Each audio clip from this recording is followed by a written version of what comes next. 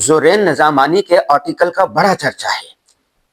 انہوں نے جو بات کہی ہے وہ بات دل کو لگتی ہے. مجھے 20 سال ہو گئے میں درس و تدریس سے منسلک ہوں. جرنلزم پڑھاتا رہا ہوں کلیت الفنون میں، کلیت الدعوہ میں، اور اس طرح مختلف جگہوں پر لیکچر دینے ہوتے ہیں، یونیورسٹی میں، کالج میں، مدارس میں، اور میں نے کوئی 32 ممالک کے سفر کیے ہیں. وہاں پر بھی نوجوانوں سے ملتا ہوں. تو میری عمر 48 سال ہو گئی ہے کہ دوسری تیسری جنریشن ہے جن سے میں مل رہا ہوں. تو میرا یہ ماننا ہے، اور میں ہر سال طلبہ سے کہتا ہوں، مجھے 20 سال پڑھاتے ہوئے ہو گیا نا، کہ جو اگلے سال والے طالب علم ہوتے ہیں وہ پچھلے والے سے ہر اعتبار سے بہتر ہوتے ہیں. اور جو ابھی کی جنریشن ہے یہ پچھلی جنریشن کے ہر اعتبار سے بہتر ہے. جنریشن زی کا ذکر آ رہا ہے کہ یہ جو جنریشن ہے یہ بڑی قابل ہے، اور یہ سب بالکل ایسا ہے کہ دیکھیں ایک وقت ہوتا تھا کہ بچہ اگر کوئی سوال پوچھتا تھا تو اس کو تھپڑ مار کے خاموش کروایا جا سکتا تھا. آج کی جو جنریشن ہے، نیو جنریشن ہے، یہ جواب مانگتی ہے، یہ ہر بات پر سوال اٹھاتی ہے. امریکہ، یورپ اور دوسرے ممالک میں سوال اٹھانا ایک طالب علم کا، ایک نوجوان کا بنیادی حق کہا جاتا ہے، آزادی اظہار رائے. تو آج ہمارے معاشرے میں جو پسماندہ ممالک ہیں یا ترقی پذیر ممالک ہیں، اور کوئی سوال اٹھاتا ہے تو کہا جاتا ہے یہ بڑا بدتمیز ہے. دیکھیں بدتمیزی میں اور کانفیڈینس میں تھوڑا سا فرق ہے. اور کوئی سوال اٹھا رہا ہے، میں ایسے ایک نوجوان کو جانتا ہوں جو ہمارا دوست ہوتا تھا، ہمارا شاگرد تھا، لیکن وہ سوال اٹھاتا تھا. کیوں؟ اس لیے کہ وہ مطالعہ کرتا تھا.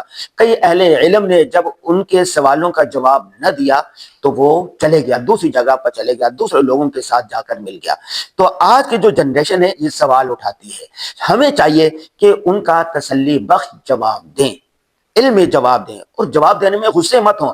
بسا اوقات کوئی سوال کرتا ہے تو ہم غصے سے اس کو خاموش کروا دیتے ہیں، گالم گلوچ کرنے لگتے ہیں، غصہ کرنے لگتے ہیں، بدتمیزی کرنے لگتے ہیں، اور یہ اس کو تانا دینے لگتے ہیں کہ تم تو کل کے پیدائش ہو اور ہم سے سوال پوچھ رہے ہو، ہمارا اتنا تجربہ، ہم اتنے بڑے ہو گئے. نہیں نہیں نہیں، اس سے کیا ہوتی ہے؟ انتہا پسندی جنم لیتی ہے. آج کی جنریشن، آج کے بچے، آج کی بچیاں جو باشعور ہیں، جو کتابیں پڑھتی ہیں، جو لیکچر سنتے ہیں، جو عقل فکر سوچ رکھتے ہیں، جو غور و فکر کرتے ہیں، وہ ان کو زبردستی خاموش نہیں کروایا جا سکتا. میرے بچے ہیں، یہ میرے بھتیجے ہیں، میرے بھانجے ہیں. جہاں پر ہماری سوچ 25-30 سال کے بعد ہوئی تھی، وہ 10 سال کا بچہ اتنا باشعور ہو چکا ہے.